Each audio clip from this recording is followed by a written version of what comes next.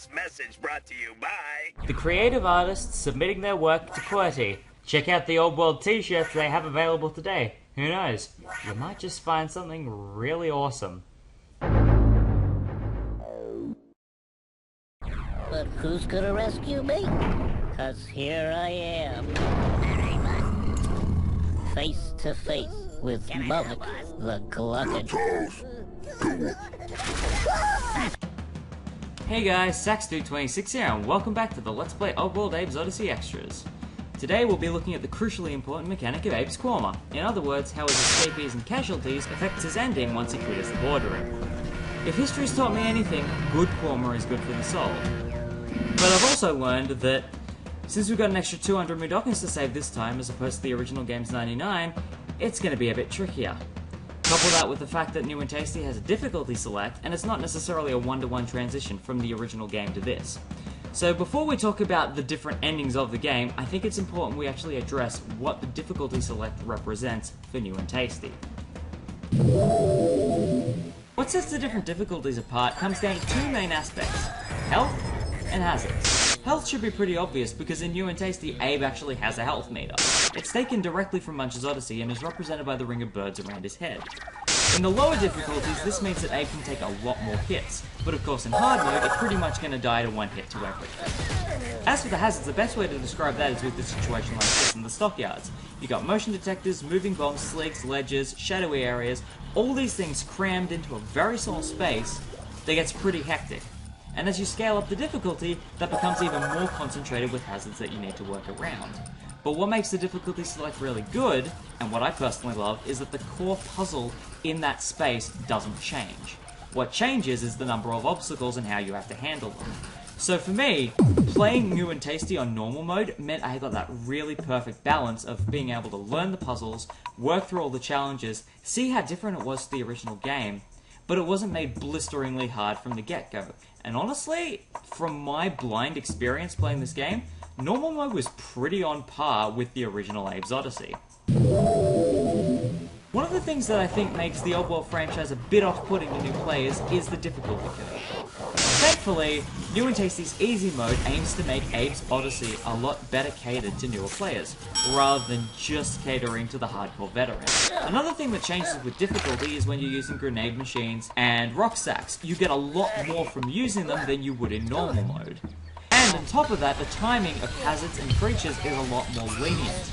So not only in easy mode do you have to deal with less mines and less bombs, but when you're moving around things that are asleep, like sligs, it's a lot harder to wake them up and they take time to get awake. But of course, easy mode's not going to hold your hand through the whole experience. The number of checkpoints that you're offered is exactly the same as it is in normal mode. It doesn't sprinkle in more just because you're on a lower difficulty. But on the upside, because hazards are a lot easier to navigate, it means for achievements, it's really easy to do in easy mode. You can get through a lot of the speed-based ones very quickly without necessarily needing to deal with as many hazards and bombs in your way. To me, what makes Abes Oddysee so satisfying is that feeling you get from working through all those trials and challenges and puzzles without taking any damage. And hard mode brings that back. It is effectively New and Tasty's hardcore veteran true to the original version of the game. One hit kills, that's how we operate now. If anything hits you, you're dead. Hazard timing and concentration has been ramped up considerably. Meat saws are one of the more subtle ones to notice, but they're definitely a lot faster than they are in normal mode. And of course, we've got a whole lot more mines and moving bombs everywhere. So if you really want to have that true to the original feeling, hard mode is definitely the way to go. And to me, that is a really nice touch, and I really appreciate the level they went to do that. Right, that's enough looking at how to make the game harder for you. Let's look at the endings. First up is the Angelic Quarma ending, the best ending of the game. We got it here in New and Tasty, and all the way back in 2010 we got it in Abes Oddysee as well. You get it by rescuing all 299 Mudokons, or in the original's case, all 99, and it gives you the good ending cutscene, where Big Face comes to your aid, and you're hailed by your Mudokon brethren. In the original's case, this would also grant you access to the cutscene gallery, showing you all of the FMVs from the game. Of course, this isn't available in New and Tasty because you're already given access to it from the get-go.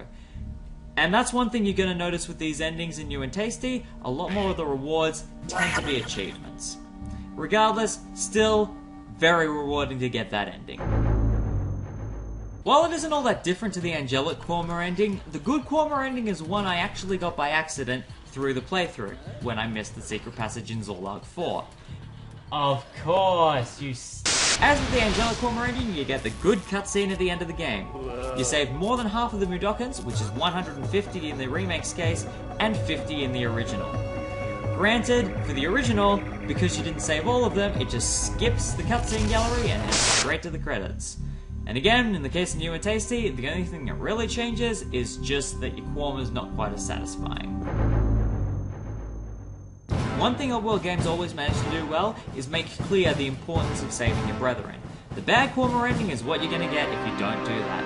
However, it's based solely on your number of escapees and not your casualties. To get the regular bad Quarma ending, you need to save less than half of the target number of Mudokons. Numbers I already mentioned before, but it's a lot harder to do in New and Tasty. In the original Abes Oddysee, it's very easy to see this ending by just going level select, boardroom, skip to the end, you haven't saved any Mudokons, you're sent back to the start of Rock Farms 2 with 0 escapees. It makes sense. In New and Tasty, it keeps a running record of the last playthrough you were doing, as well as your best run for each area. Meaning if you try to use that same method, you'd go to the boardroom, missing only the last 9 Mudokons. So guess what that means I had to do? That's right, I had to do a complete run, start to finish, using easy mode, it's quicker, saving none of the Mudokons, but not killing more than 99. I'll get to why that's important later. Regardless, it takes a lot more work in New and Tasty to get the bad Quarma ending, because it keeps a very close eye on just how many you're rescuing. So, who wants to see how I handled the bad Quarma ending this time? Now, because I didn't bother to check it last time, I'm gonna do what I loved doing with the old version, and see if I can get the bad ending without trying to blow up anything. Oh no, they kill me before I can pull the lever, okay. The portal only needs 3 Mudokons, so let's try just getting those 3. See how that goes.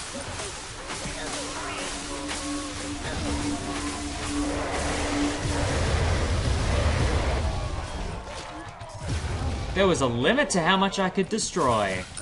Okay, did not see that coming. Alright, guess we gotta save these other 6. So, end of the game, my escapees is 9. 9 mandatory Mudokons I can't otherwise get through the game without. So,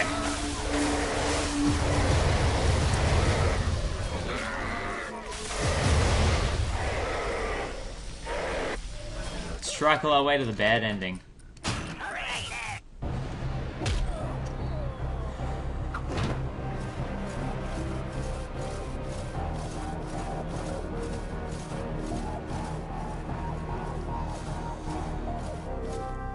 Well, I rescued Mudokons, but who's gonna rescue me? 'Cause here I am. Face to face with Mullet, the glutton. Did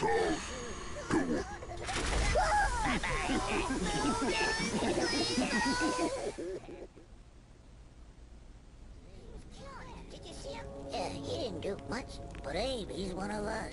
He wasn't any good. He shot us. But what do you think? He was a schmuck. Well, how about you? I don't get it. That was... No, guys, no. Let him.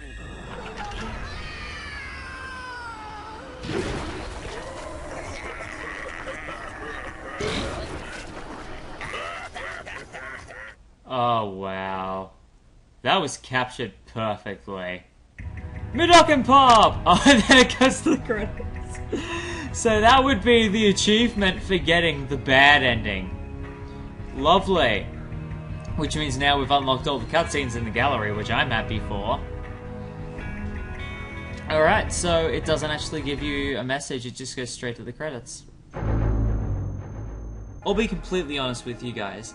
Doing this part for Abe's Exodus was a gut-wrenching feeling. I wasn't sure how I was going to feel about having to mass murder Mudokons for New and Tasty again, but suffice it to say, in this playthrough, I think I've become a bit desensitized to it.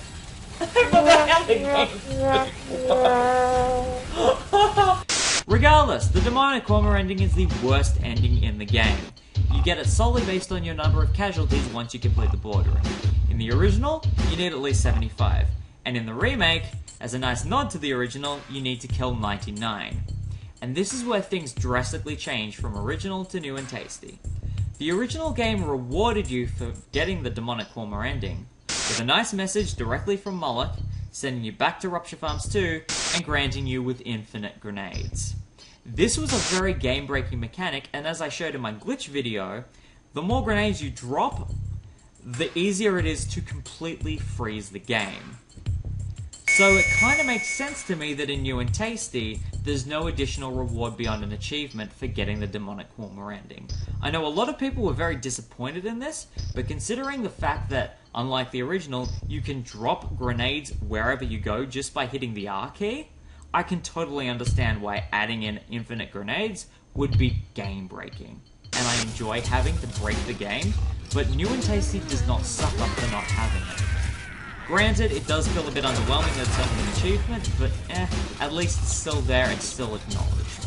Regardless, those are the different endings, and what the different difficulties represent for Oddworld Abes Oddysee. This was really nice and very educating for me to see just how much things changed from original to remake.